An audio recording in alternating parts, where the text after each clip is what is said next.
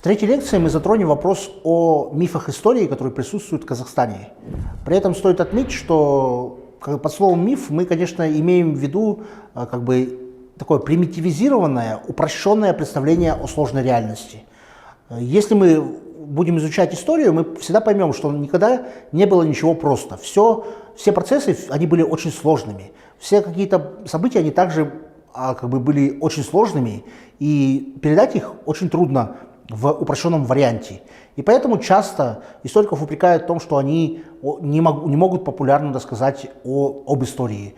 Здесь, конечно, все связано с тем, что на самом деле историк очень детально знает картину происходящего, а объяснить в 2 словах или в 3 минутах о том, какие там происходили процессы и события, это на самом деле всегда примитивизация и упрощение сложной реальности, то есть для того, чтобы донести это простым людям. И когда мы говорим о мифах, то тут стоит отметить, что мифы бывают разных видов. То есть есть мифы научные, есть антинаучные. Антинаучные мифы – это те мифы, которые противоречат науке. Научные мифы – это те мифы, которые основываются на науке, но уже немножко примитивизированы сами по себе. Также есть, условно говоря, мифы народные и государственные. То есть государственные мифы – это те, которые прописаны, условно говоря, в школьных учебниках по истории, а народные – это те мифы, которые сами по себе складываются у народа, и государство к ним отношения не имеет. И если мы начнем с таких народных антинаучных мифов, конечно, один из самых распространенных мифов, который существует в народе, и он является антинаучным, это о том, что Чингисхан казах. То есть это, безусловно, один из самых распространенных мифов. То есть люди начинают, условно говоря, рассуждать с той категории, что представим, что есть род Кият, из которого происходит Чингисхан, есть род Конрад, из которого происходит его мама. Эти рода есть среди казахов, значит, Чингисхан казах. Либо бывают такие моменты, что люди выстраивают такие концепции, что Чингисхан родился на территории Казахстана, либо что-то еще. Но по сути тут нет никаких особых научных доказательств, и в принципе все ведущие историки считают, что это не так. И в принципе, безусловно, существуют определенные исследователи, и даже бывает такой момент, что некоторые исследователи, в кавычках, получают государственное финансирование с такими тезисами, что Чингисхан казах, но это все-таки маргинальная группа историков, которые на самом деле не являются профессиональными историками. То есть и то, что Чингисхан является казахом или тюрком, у нас по разным закрытым социологическим опросам считают около 20-25% человек верит. И это наверное, самый такой большой народный антинаучный миф. И тут надо сказать, что на самом деле еще есть другие мифы, которые довольно-таки широко распространены. Эти мифы, они имеют разное происхождение, и сейчас мы будем его полностью затрагивать. То есть один из самых таких околонаучных, то есть мифов, который широко распространен, это миф о так называемых саках и скифов. То есть если мы почитаем первоисточники Геродота и другие источники, то окажется, что саками и скифами называли на самом деле такие 3-4 народа, которые в принципе отношение к территории Казахстана имели довольно-таки косвенное. То есть это саки Хаумаварга, саки Прадарая, саки Тигрхауда. Хаумаварга — это пьющий Хауму, то есть это скорее всего территория Таджикистана, Тигрхауда — это скорее всего территория Узбекистана, возможно, часть захватывала юго-восток Казахстана, но это еще не точно. И Прадарая, скорее всего, это причерноморские скифы. А если мы посмотрим наши школьные учебники, то окажется, что все кочевники, которые проживали на территории Казахстана, это были саки и скифы. То есть тут есть полное противоречие самим первоисточникам. И при этом еще стоит отметить, что генетические исследования показали, что действительно не было никакого единого скифо-сакского мира и скифо-сакского народа. Куча разных популяций, куча разных этногенетических портретов, которые немножко между собой отличались. И поэтому нельзя говорить о скифо-сакском единстве и о том, что на территории Казахстана широко проживали скифо-сакские племена. На самом деле, если они и проживали, то они занимали небольшую территорию, и, условно говоря, кочевники запада, центра, востока и севера Казахстана, скорее всего, скифо-саками не являлись по первоисточниками. То есть, и, соответственно, мы тут как раз выходим на первый государственный миф, который у нас зафиксирован в школьных учебниках. А второй миф, который здесь можно отметить, что тоже одна из таких популярных фигур, это Томирис. То есть мы признаем ее нашей царицей, предком нашего народа, условно говоря. Но если мы посмотрим то, что мы о ней знаем, это довольно-таки очень мало. То есть, соответственно, мы знаем о ней всего в 3 предложениях, кем она была. Но это как бы не мешает многим людям снимать фильмы про нее и говорить о том, что она вот как бы наш предок. И с большой долей вероятности, к сожалению или к счастью, там, сама Томирис, она проживала, скорее всего, на территории современной Тюркмении, и битва даже с Киром проходила в районе гор Балкантау, то есть все-таки это была все-таки территория Туркмении, и территория Казахстана это имела довольно-таки косвенное отношение, хотя, конечно же, вполне возможно, что часть владений массагетов захватывала территорию Казахстана. Еще мифы, которые можно отметить, это, конечно, миф, который продвигали некоторые казахстанские исследователи о тюркоязычии скифов и саков. То есть это в 90-е годы очень много людей начали говорить об этом, о том, что вот действительно часть скифо-сакских племен, они были тюркоязычными. Здесь стоит отметить, что на самом деле это попытка выстроить миф на основе другого советского мифа. То есть вполне возможно, часть кочевников, которые проживали на территории Казахстана, могли говорить на тюркском языке или протюркском языке, но никаких доказательств нету. Но когда вы называете их саками и скифами, а потом еще и говорите, что они говорили на протюркском языке, это, конечно, большая ошибка, потому что, скорее всего, сами саки и скифы говорили на восточно-иранском языке, то есть это часть иранских языков, условно говоря, но вот как бы, но дальше территории Казахстана они не проживали, то есть те, условно говоря, скифосакские захоронения, которые фиксируются вплоть до Тувы и Алтая, то есть они фактически скифосаками не были, по сути. Просто это традиция, которая закрепилась, условно говоря. Еще одним из таких широко распространенных мифов является миф об Атрарской библиотеке. У нас часто говорят о том, что это была очень большая библиотека, которая, в принципе, была очень большой в мире, одной из самых больших в мире. То есть она уступала Александрийской библиотеке, которая была в Египте, то есть своим объемом, а так она была одна из самых больших. И там, конечно, примешивается как бы история Аль-Фараби, который там происходил из Отрара. Но на самом деле, если посмотреть источники, то мы обнаружим, что на самом деле миф об Атрарской библиотеке был заложен еще Кемалем Акишевым, когда он писал докладную записку Кунаеву и просил деньги на исследование Отрара. И как бы одним из аргументов, то, что нужно раскапывать Отрар, это было то, что там находится очень большая библиотека. И вот с тех времен, условно говоря, начался культ от того, что действительно в Отраре была библиотека, но по сути никаких аргументов в пользу этого нету. То есть, возможно, там были какие-то маленькие библиотеки, но они явно были не большие и могли там, условно говоря, все книги помещаться в нескольких комнатах. То есть это не было той самой большой Отрарской библиотекой, которая известна в нашем общественном сознании. И то, что у нас называют там некоторые библиотеки Отрар Катабханасе, либо что-то еще, это все, конечно, большой-большой миф. При этом стоит отметить, что, конечно, он закрепился за счет того, что некоторые ученые начали как бы его, условно говоря, раскручивать. Если мы возьмем далее историю Казахстана, то мы также видим большое количество мифов, причем часто мифы бывают такими, что они возникают в одних условиях, потом они начинают развиваться в отдельно других условиях. То есть одним из таких мифов является джунгарский миф, который на самом деле имеет свою долгую историю и на самом деле очень интересен с точки зрения, вот, как создавалась мифология. То есть, смотрите, мы имеем такую картину, что на самом деле ойратские народы, которые проживали на территории Казахстана, это, вот, условно говоря, калмыки, джунгары, еще чакарские ойраты, или чакарские калмаки, как еще называют, те калмаки, те ойраты, которые проживали севернее казахов и часто были союзниками казахов. То есть мы имеем более сложную картину их взаимоотношений. Например, мы знаем, что, например, джунгары, когда нападали на казахов, часто чакарские калмаки нападали на самих джунгар, отбирали эту добычу и возвращали ее казахам. И часто они были союзниками. То есть один из лидеров чакарских калмаков назвал Джангирхана казахского своим сыном. И, соответственно, вот мы видим такую картину, то есть эта картина говорит о том, что взаимоотношения казахов и ойратов, они были очень сложные, они были разные, они менялись каждое десятилетие. Но понимая, что когда люди, наши школьники, проходят школьный курс истории, они видят то, что на самом деле вот это были такие последние сволочи, это такие враги, устраивали геноцид казахам и все делали, чтобы казахи не выжили. Ну, как бы вот такие плохие люди, но по сути это все на самом деле не имеет никакого отношения к реальности. Реальность была немножко другая. Что мы здесь видим? То есть, во-первых, стоит отметить, что когда мы говорим про Актабан Шобранды, то, безусловно, казахи, безусловно, пострадали от джунгарского нашествия, но если мы возьмем источники, то количество этих жертв казахов, оно не было большим в плане количества. Тут как бы стоит отметить, что казахи в основном лишились своих земель. То есть и, соответственно, их нашествие, условно говоря, в Среднюю Азию, когда они как бы как бы переполнили, условно говоря, территорию Бухарского ханства и Хивинского ханства. Это говорит о том, что сами казахи сильно не погибли в большом количестве, но при этом они перешли на другие территории. И здесь есть несколько моментов. Первый момент.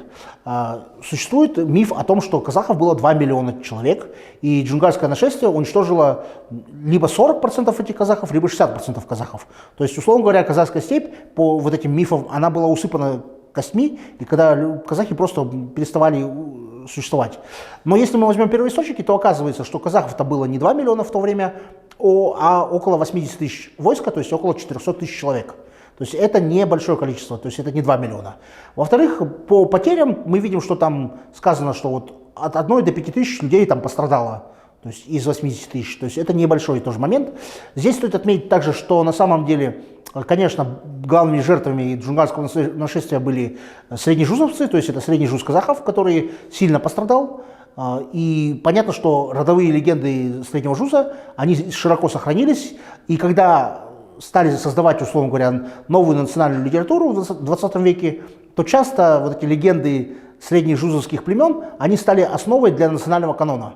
То есть, получается, как бы люди, когда описывали свои поражения от джунгар, они это приписали всем казахам, хотя мы знаем, что, например, тот же младший жуз в том же 1723 году после джунгарского нашествия пошел отвоевывать калмыцкие земли и довел их до Эмбы. То есть Абулхайр-хан побеждал. То есть если бы там действительно был такой геноцид, то никакие казахи не смогли бы отвоевать свои земли до Эмбы.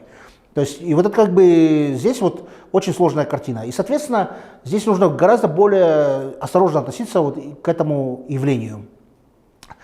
Также стоит отметить, что когда вот мы говорим про вот джунгарский геноцид и про Актабан-Шубрунде и про все остальное, здесь стоит отметить, что вот этот народный миф, который возник, условно говоря, в рамках вот кочевого казахского общества, он был широко использован Советским Союзом.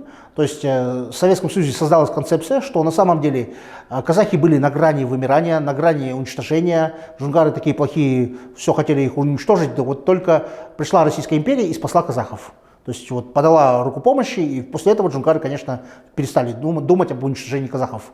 Это, конечно, абсолютно государственный миф, который возник в советское время и который был призван объяснить, почему казахи присоединились к России. То есть это понятно, что в рамках вот той советской парадигмы присоединение было добровольным, то есть и при этом как бы оно еще было таким, что казахи должны благодарить Российскую империю, потому что их спасли. То есть понятно, что это абсолютно политически мотивированная концепция, она была издана именно для того, чтобы как бы объяснить добровольное присоединение Казахстана к России и другие моменты. То есть, и, соответственно, этот миф, он жил, он до сих пор, например, жив. То есть многие считают, даже российские политики говорят о том, что вот казахов спасли Российская империя от джунгар, ну, хотя он под собой не имеет никаких исторических оснований. То есть казахи, то есть как говорит один из исследователей, что Российская империя ни одной пули не пустила вслед джунгарам и то есть никогда не воевала против них за казахов. То есть это все говорит о том, что на самом деле этот миф, он не имеет под собой основания.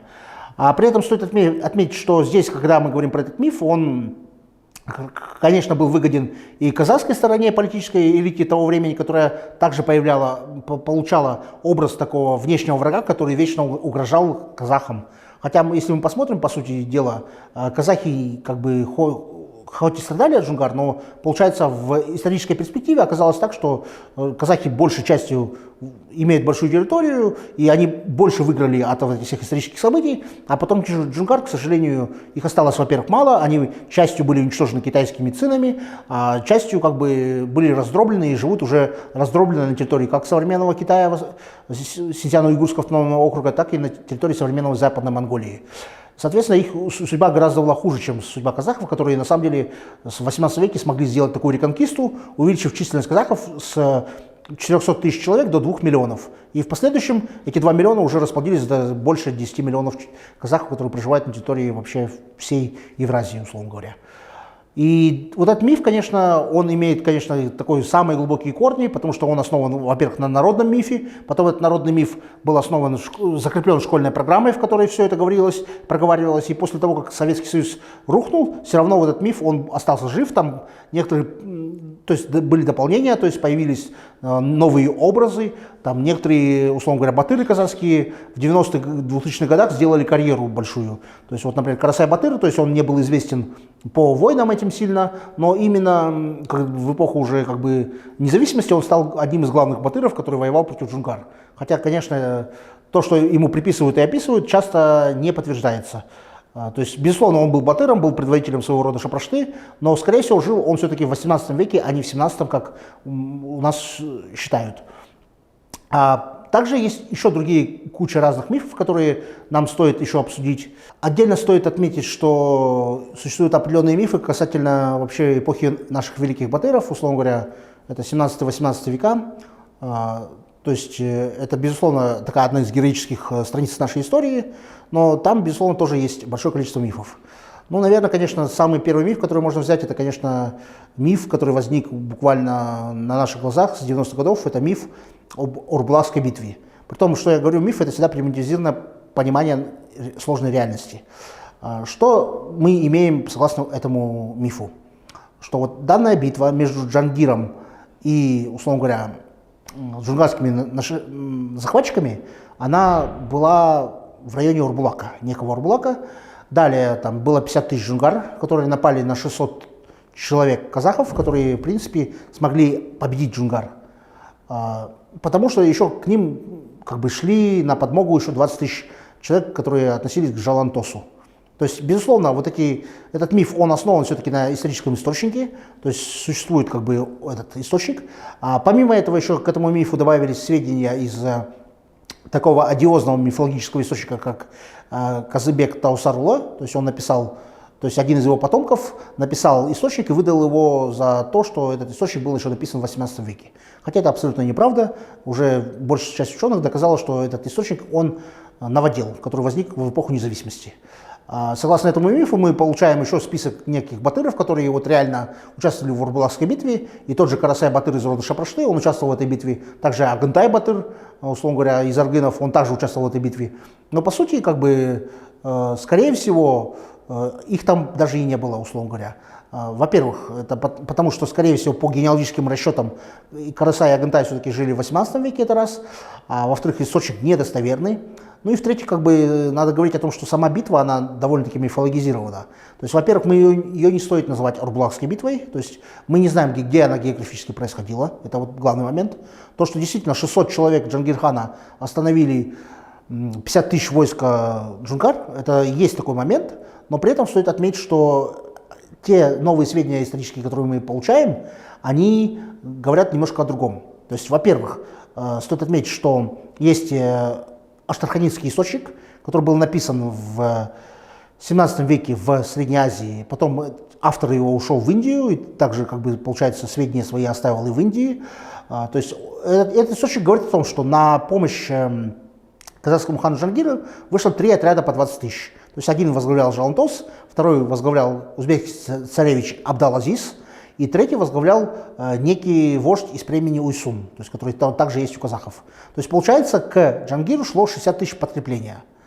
И джунгары отступили не потому, что испугались 600 человек, а потому что, конечно, они понесли определенные потери, была горная местность, и там смысл атаковать Джангира не был, раз. А второй момент, получается, шло 60 тысяч на подмогу, это 2, то есть 60 тысяч могло всегда победить 50 тысяч. И также третий момент, джунгары приняли решение, в принципе, захватить в плен узбекского царевича Абдал-Азиза. Поэтому попытались напасть на этот отряд. К сожалению, данный источник не переведен, и, соответственно, мы не можем говорить более детально, что там было, потому что если только после перевода мы поймем, что там реально было и как эта вся картина была. Но уже сейчас понятно, что, с одной стороны, Орбулакская битва, она была немножко другой, не той, которую нам показывают в общественном сознании. Во-вторых, ее не стоит назвать Орбулакской, потому что ее как бы идентификация, где она проходила, непонятна. И в-третьих, конечно, она была как бы без участия Карасая Батыра и Агынтай Батыра и также других батыров, которые там прописаны.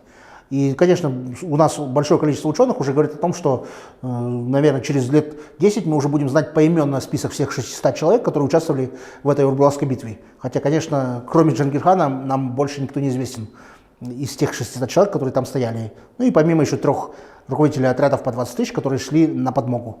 Только после перевода данного источника мы, конечно, узнаем более полную картину, которая происходила в Орбулакской битве. Здесь еще также стоит отметить один из таких широко распространенных мифов, который оказался тоже неправдой, условно говоря, в историческом плане, это миф о том, что казахи откочевали от Абулхаир-хана в 1450-х годах, то есть Джанибек и Керей. Ну, то есть этот миф, конечно, возник на основе первоисточника, который был Тарих Рашиди, который говорил о том, что вот в принципе, да, есть такое, что вот откочевали они. Потом еще, конечно, его усилил Шакарим, и потом на основе вот Шакарима, который описывал смерть, условно говоря, там, Акжола от рук Кобланды, и плюс это все было закреплено в таком произведении, как «Кочевники» Ильяса Исенберлина, и это уже такое стало неформальным каноном, который, в принципе, подтверждают все. Но последние научные исследования показывают, что вот это не так. То есть никакой откачевки в 1450-х годах не было. То есть как минимум ее не было в 50-х годах. То есть известный казахстанский ориенталист, синолог Нурлан Кинджи Ахмед, он перевел китайский источник, который называется «Миншилу». Согласно этому источнику, в нем упоминается 2 раза казахские ханы в 1447 году и в 1453 году. В 1447 году казахские ханы Керей и Жанибек, они являются, условно говоря, правителями города Илибалык, то есть этот город находился на территории современного Семиречья, и руководителями 10-тысячного войска Тумена. То есть это вот как бы один момент. То есть получается никакой откачевки 50-х годов не было. И то, что эту картину, когда показывают, условно говоря, в сериале «Казахское ханство», она тоже не соответствует действительности. То есть это вот как бы такой момент есть. Также тут стоит отметить, что после этого они в 1953 году уже фиксируются также, и Керей является правителем города, который находился на западной части Моголистана. То есть, соответственно, мы тут видим, что этот миф советский, он, получается, опровергается первоисточниками. Помимо этого, еще стоит отметить о том, что вот как бы у нас в школьных учебниках преподается такой тезис, то есть его можно выразить, условно говоря, 3 такими тезисами, мини-тезисами.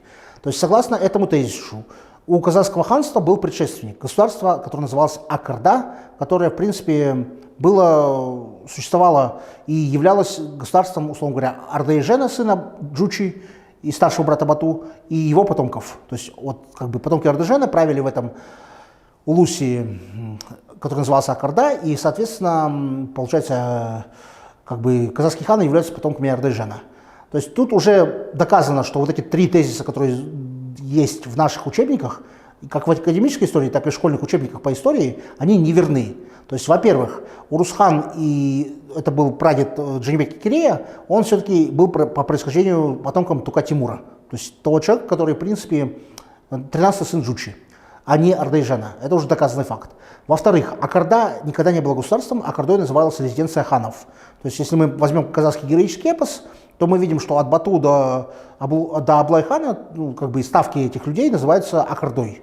То есть, соответственно, называть государство Ардайжена Акардой — это то же самое, что называть Российскую Федерацию Кремлем. То есть это неправильно.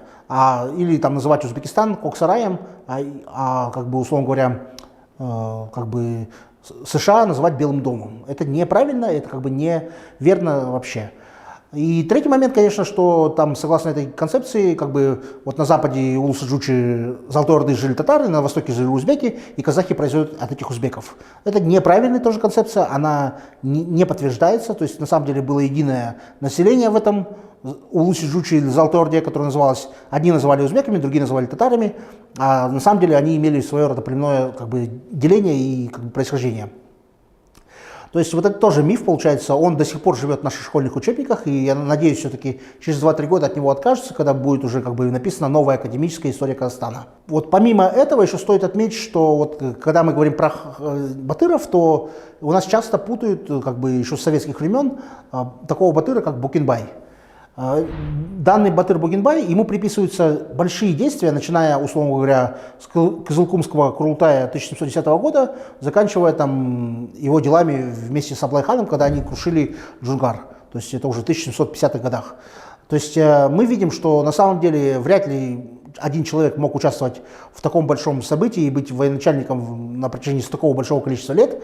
И реально, когда были исследованы источники, то оказалось, что под именем Букенбай на самом деле скрываются 3 человека.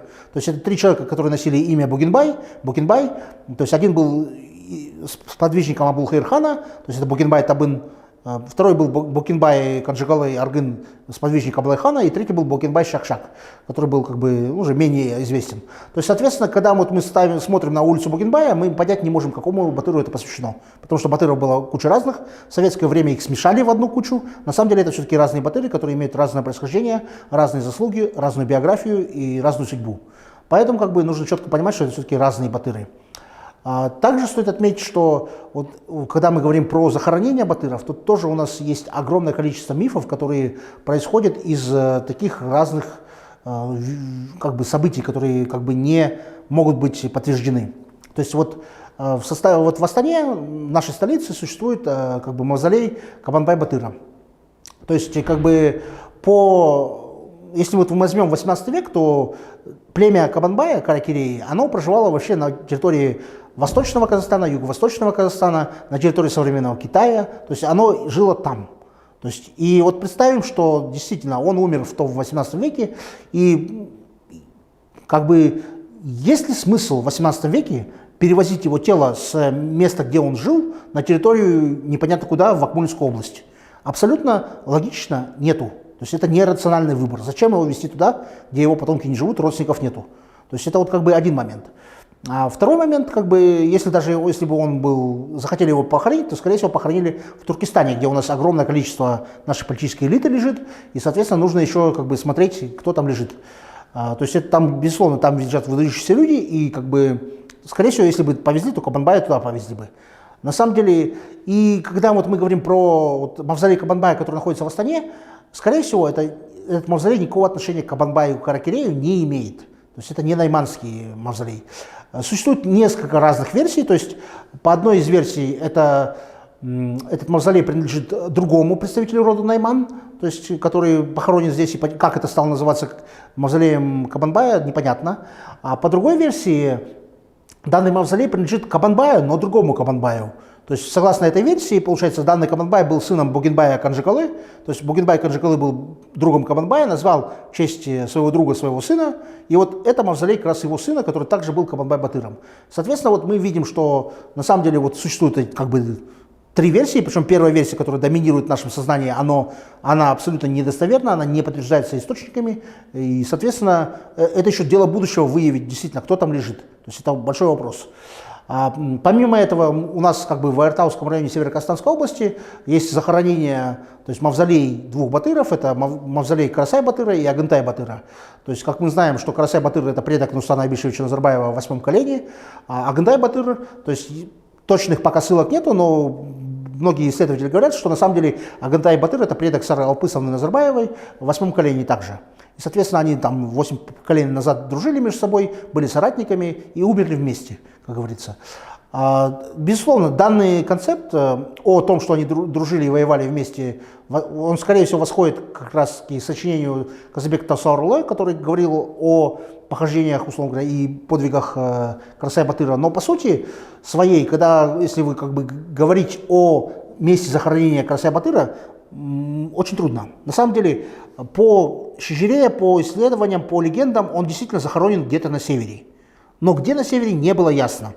И по рассказам местных жителей, которые проживают в данной местности, оказывается, что, в принципе, на территории данного мавзолея, как бы, на самом деле был захоронен естекский батыр, то есть башкирский батыр, и просто в определенных корыстных целях, условно говоря, там люди смогли выставить так, что данный мавзолей относится именно к Карасай-Батыру, и, соответственно, там, конечно, все стало гораздо лучше по инфраструктуре, стали лучше дороги, построили мавзолей, как бы село стало жить лучше, но, по сути, нет абсолютно никаких научных доказательств, то, что там лежит Карасай-Батыр и Агынтай-Батыр. То есть это недоказуемо, и никто не проводил никакой экспертизы. То есть, соответственно, мы имеем вот такие большие мифы, которые возникают из того, что ученые не привлекаются, они не берут экспертизу ДНК или там еще не проводят такие большие исследования. И, соответственно, мы получаем большие мифы, которые уже спонсируются нашим государством. На первой лекции я уже затрагивал вопрос о таком мифе, который широко распространен среди казахского народа. Этот миф называется, что вот настоящие казахи являются голубоглазыми блондинами, там, европеоидами и все такое. По закрытым исследованиям около 50% считают так.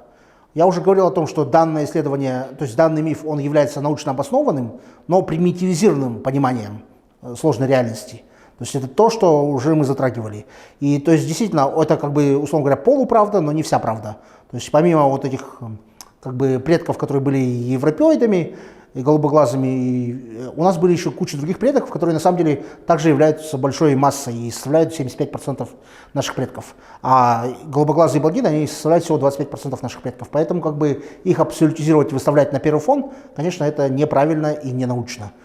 Так что, безусловно, миф о том, что настоящие казахи голубоглазые блондины, это все-таки миф, который имеет под собой научную основу, но по сути он уже из-за того, что он примитивизирован, он немножко недостоверен.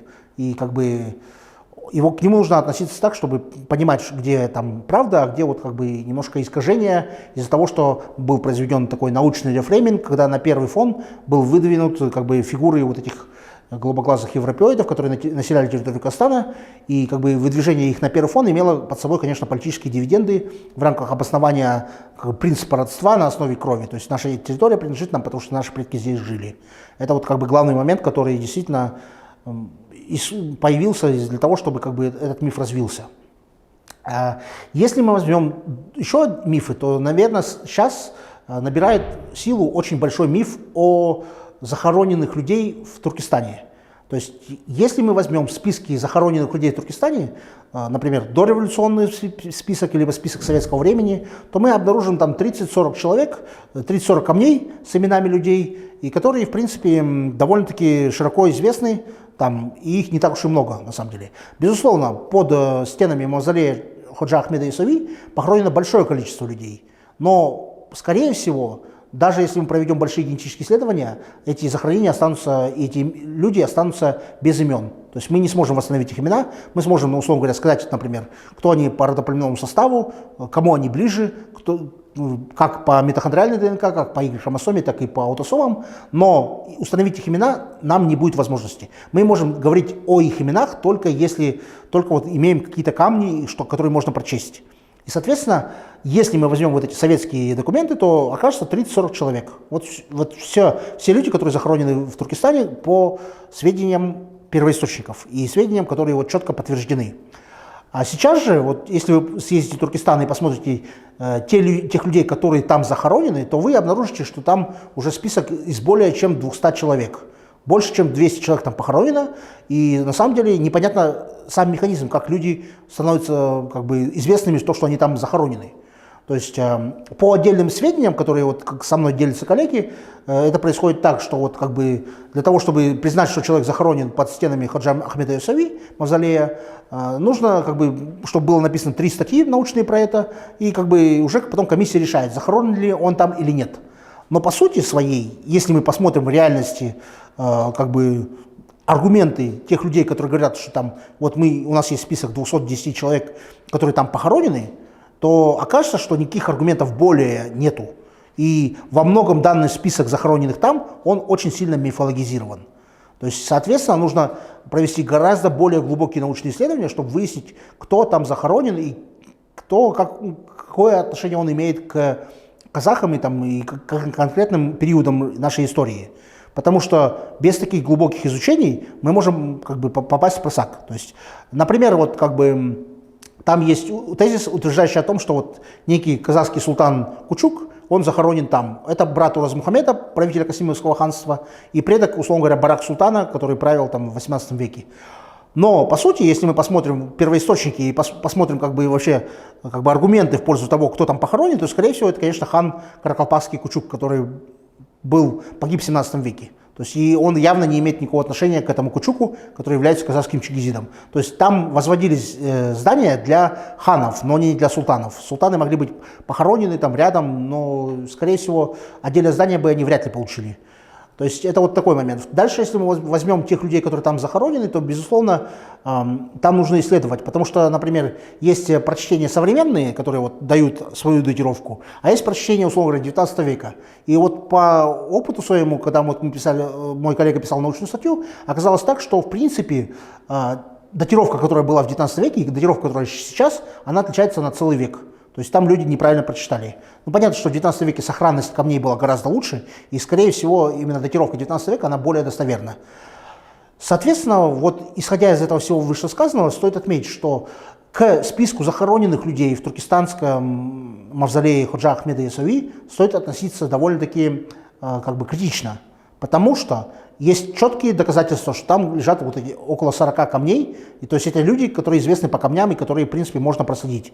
Но те люди, которые неизвестны по камням, что они там захоронены, скорее всего, нет никаких больше аргументов в пользу того, что они там лежат. Безусловно, конечно, есть сведения из казахских шижире, если они, например, они датированы и опубликованы до обретения независимости, то вполне можно им доверять. То есть, как бы, в то время как бы не было такого этноцентризма, и не было такой сакрализации этого мавзолея, и вряд ли как бы, он не имел тут как бы символическую ценность, которую он имеет сейчас. Но те сведения, которые казахские шижире, которые могут быть опубликованы впервые после обретения независимости Казахстана, то есть они могут, конечно, быть искажены, и, конечно, там утверждать, что человек захоронен там, без проведения научной и генеалогической и генетической экспертизы невозможно. Поэтому, безусловно, тот список захороненных людей в мавзолее Ходжа Ахмеда Ясави, его необходимо еще проверять, смотреть и разбирать, что есть и что там, кто там может быть захоронен, а кто не захоронен. То есть это как бы главный момент. Но одним из таких тоже известных мифов, которые существуют в Казахстане, в принципе, еще с советских времен, это миф о 28 панфиловцев. То есть, безусловно, как бы уже большое количество ученых разбирали данное событие и выявили, что на самом деле во многом вот миф о 28 панфиловцах, который мы знаем из школьных учебников, из околонаучной литературы, художественной литературы, это больше плод воображения самого автора материала этого, то есть журналиста. По сути, там, безусловно, списки совпадают, но, как мы знаем, что вот из истории, что на самом деле вот те люди, которые были упомянуты погибшими в бою под Дубосеково, потом через несколько лет после войны всплывали и как бы требовали там своих наград, то есть некоторые люди в плен попали, то есть, соответственно, как бы во многом этот миф недостоверен. То есть это по большей части идеологический, пропагандистский миф, который был создан для того, чтобы показать, что даже 28 таких маленьких людей могут сделать такие большие дела и остановить целую, там, условно говоря, там, 50 танков или 40 танков, которые наступали на них. То есть это как бы очень такой пропагандистский миф, который на самом деле имеет, конечно, под собой определенную основу, но в реальности он во многом не совпадает. То есть даже если вот реально говорить о подвиге, то, конечно, лучше говорить о подвиге Панфиловской дивизии, в котором были куча разных казахстанцев, кыргызстанцев и других там людей. То есть там тот же Бауыржан Момышұлы там существовал. Но сам миф о 28 панфиловцах, то есть это реально миф. То есть там эти люди во многом имели немножко другую судьбу. То есть и каждый бой под Москвой, когда был в то время, это по сути был реально такой геройский бой, но выделять конкретно бой под деревней Дубосеково, его не стоит, это, во-первых, потому что он мало чем отличался от других боев, во-вторых, те события, которые описал журналист, они недостоверны, ну и в-третьих, конечно, как бы там стоит выделять не только вот подвиг, в кавычках, 28 панфиловцев, а стоит выделять действительно подвиг самой Панфиловской дивизии, которая смогла и сильно участвовала в том, что как бы препятствовало наступлению армии, условно говоря, фашистов. Поэтому как бы здесь нужно четко понимать, что подвиг 28 панфиловцев является, по сути, своим идеологическим мифом пропагандистским, который на самом деле под собой оснований не имеет. Но при этом не стоит забывать о тех других событиях и подвигах, которые были совершены в то время другими людьми. И если еще говорить о мифологизации истории, нужно четко понимать, что по сути в нашей сфере, в сфере истории, существует два уровня как бы истории. То есть есть история профессиональная, есть история национальная. Профессиональная история — это как бы мелочеведение. Мелочеведение — это когда вы копаетесь в мелочах, которые мало кому интересны. То есть, условно говоря, вот, профессиональный спор историков — это вот спор о том, что вот когда стал править Берке хан. То есть в 1259 году или 1262 году. Данный тезис и данный спор и дискуссия интересны 5, 6, 10 исследователям, которые, в принципе, там уже бородатые, 40 лет минимум, там, и они между собой спорят, потому что они являются профессиональными историками. И здесь они спорят без эмоций, то есть это чисто рациональный спор. Каждый приводит свои аргументы, все эти аргументы взвешиваются. И вот как бы научное сообщество после этого там принимает там сторону либо одного исследователя, либо другого исследователя. То есть, соответственно, профессиональный спор — это спор, первое, это спор людей, которые рационально мыслят, то есть без эмоций. Тут нет никакой апелляции, то есть и люди, они должны принимать решения и говорить о том, основываясь именно на рациональных аргументах, не на эмоциях. И второй момент, это все мелочеведение, это мало кому интересно, и оно мало имеет как бы основания для того, чтобы быть и влиять на общественную повестку. То есть это реально спор очень узких специалистов по очень узкой теме, которая мало кому интересна. И, соответственно, получается, здесь нужно апеллировать к разуму. А есть второй как бы слой истории, который мы называем национальная история. Национальная история – это та история, которая пишется в интересах политической элиты, либо там господствующего класса, либо еще кого-нибудь. То есть национальная история, цель национальной истории – это не правда. То есть если у профессиональной истории цель – это установление правды, такой, как бы, условно говоря, правды, горькой правды, которая, может быть, не нравится кому-то, но это правда. А в национальной истории главная цель – это поднять самооценку, сделать коллективную идентичность, построить ее, как бы, общее такое «мы» и показать великие победы, великие поражения, великих героев. То есть тут все абсолютно апеллирует к эмоциям. И, соответственно, когда вы апеллируете к эмоциям, элементы разума и, как бы, аргументы разума, они могут быть не слышны. Соответственно, когда вы пишете профессиональную историю, это мало кому интересно. Когда вы говорите про национальную историю, из-за того, что вы апеллируете к эмоциям, вы получаете большой всплеск. Люди выходят после фильма «Томирис» и говорят, вот какая у нас великая история была. Хотя абсолютно в этом фильме ничего нету правдивого с точки зрения профессиональной истории. Очень мало что правдивого. И, соответственно, получается, национальная история – та история, которую мы знаем из учебников школьных, это та история, которую мы знаем из художественных фильмов, из сериалов, и все, это все из такой окологосударственной пропаганды. И, соответственно, нужно понимать, что это две разных вещи, и когда мы говорим про определенную историю, нужно понимать, что это все-таки, как бы, большинство людей, когда говорят про историю, они говорят больше про национальную историю, а с профессиональной историей не знакомы. Поэтому это абсолютно разные вещи, которые нужно разделять, смотреть, чем они отличаются, и показывать. И при этом стоит отметить, что для государства очень важно, чтобы сама национальная история, она была основана на профессиональной истории, чтобы она не была в отрыве, и чтобы она не была сильно мифологизирована, а чтобы вот отрыв между профессиональной и национальной историей, он был минимальный. И чем меньше он, тем, как бы, сильнее, как бы, символический капитал национальной истории и само сильнее государство. Потому что на самом деле все-таки идеология, которая там государство пытается пропагандировать, говорить, там, кого-то раскручивать, она все-таки должна основываться все-таки на историческом знании, на профессиональной правде. А если она будет основываться на вымысле, и, там, на новоделах, на тех событиях, которые вообще придуманы, там, условно говоря, через 4 века после определенных событий, то, конечно, это будет вызывать только критику со стороны профессионального научного сообщества и также со стороны других государств, которые будут говорить о том, что у вас вся история мифологизирована. Поэтому, конечно, тут нужно все говорить о том, что вот мифы, они существуют, их нельзя истребить, потому что это человеческая природа такова, что им всегда нужно упрощенные представления о нашей действительности показывать. Но, по сути, она всегда должна быть, вся мифология, она должна быть все-таки построена, по сути, выстроена или проистекать из профессиональной истории. Потому что если она не будет проистекать из непрофессиональной истории, то мы получим такую ситуацию, когда будут доминировать антинаучные вещи в общественном сознании, и это будет только негативно влиять на, как бы, само общество.